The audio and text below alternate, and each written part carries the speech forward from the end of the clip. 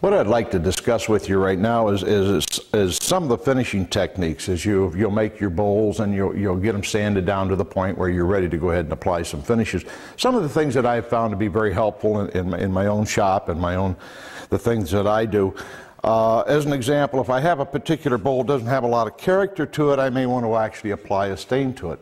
What I've found that because as we're cutting a piece of wood and we're cutting that circle off of that piece of wood, obviously we have end grain on two sides of the bowl.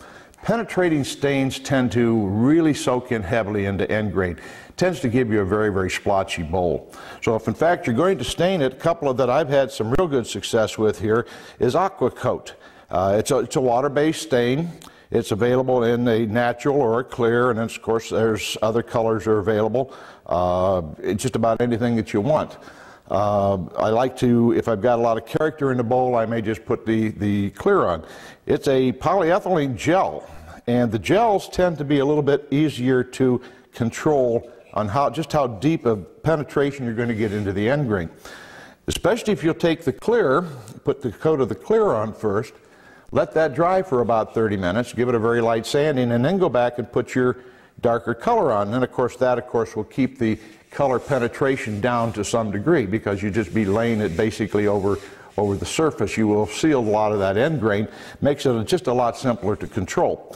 Another thing which I use a lot of are some products that a lady out on the West Coast has come up with. They have a wood furniture and lotion, and they also have a wood cream.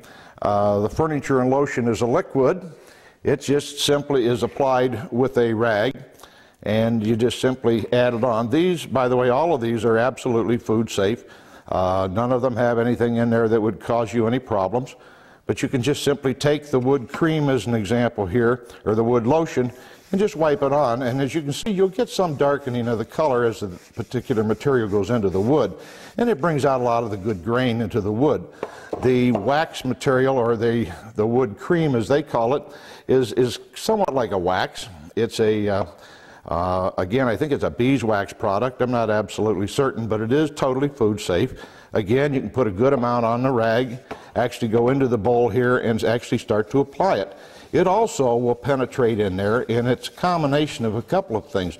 As you're rubbing it into the bowl, you're actually creating some friction, which is allowing that material actually to go right into the bowl itself, go right into the grain.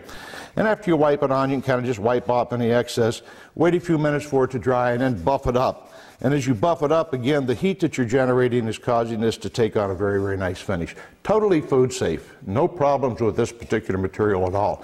If you want to use this as a salad bowl, it'll be absolutely fine. Questions we get from people who buy a Ringmaster and are first getting started is, what kind of materials can I cut? Literally any wood will cut beautifully on this. As a matter of fact, we even have one customer we know of that actually makes bowls on the Ringmaster with Corian, which is your artificial countertop material. And they turn out absolutely gorgeous. What I thought I would do here is just kind of give you an idea of some of the variety that you can do. This particular one here is ash. Has an extremely nice grain to it, and you can take advantage of your grain when you put the bowl back together and build any kind of a pattern that you would like to into that particular bowl. Here's one here that has been stained. This is stained a golden oak, and it adds a little color to one that doesn't have a whole lot of character to the particular wood. This particular bowl here is soft maple. Had a lot of beautiful grain to it. We just kind of let it randomly run right around the bowl. Here's a bowl that was made up out of material that was glued up into a block, and as you can see, what we've done here is, as we put the bowl back together, we just simply twisted the pieces so that we have no exact orientation. It doesn't follow a particular pattern, and it has a very high perceived value. People like this type of bowl. As a matter of fact, it was kind of interesting to me to find that this particular bowl will outsell a bowl, well, like this one is an example, where we've actually taken them, the laminated pieces, and put them back together so that the pattern aligns. This particular bowl here will outsell this bowl 2 to 1 at a craft show. Interesting to note, so that if you're going to make them up even as gifts, you have some idea what people might prefer. Like I say, material is not a problem. I mean, here's one that was made out of teak. Here's a particularly beautiful bowl that was made out of olive wood. And again, you know, any type of finish that you're happy with. A lacquer, as an example, makes a beautiful glossy bowl. And there's nothing wrong with lacquer. Once lacquer hardens, it becomes, actually, it is in fact somewhat food safe. I wouldn't want to give this to a 2-year-old as an example who's teething, but probably wouldn't want to do that with any of my bowls anyway. But the bottom line is, once that has cured, it is actually pretty much inert. It's pretty hard to get any kind of a leaching out of any of the modern products that we have today.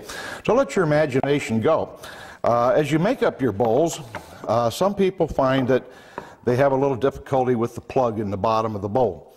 And what I do, and it accomplishes 2 things. Number one, it makes it easier for me to match the plug. I don't have to be so critical about matching the plug and getting the exact grain and color, as I actually have come up with a little medallion which I can actually put right into the bottom of the bowl. It not only hides the plug, but it also tells people who made it, when it was made, and how to get a hold of me if they want to get some extra bowls. So just something to consider. Again, all of the products that have been mentioned here are available, and if you'll contact us, we'll be happy to provide you with whatever information you need as to where to go to get them, how much they cost, any way we can help you. If you have a question, ask. By all means ask. That's what we're there for. That's why we're providing the videotapes. That's why we're doing the videotapes, to give people an idea of the type of things that they can do. What we want to be able to do is to stretch your imagination, because that is your limitation, is strictly your imagination. The machine itself will do any type of a round container or any kind of a round project that you want to make. Look through the project book. Got some very unique ideas in there that people don't normally think of in terms of a turning, if you will, or a round piece. Very, very nice projects. Try a couple of them. They're all learning experiences. The worst case scenario, if you're not happy with your product or your project when you're done, throw it away.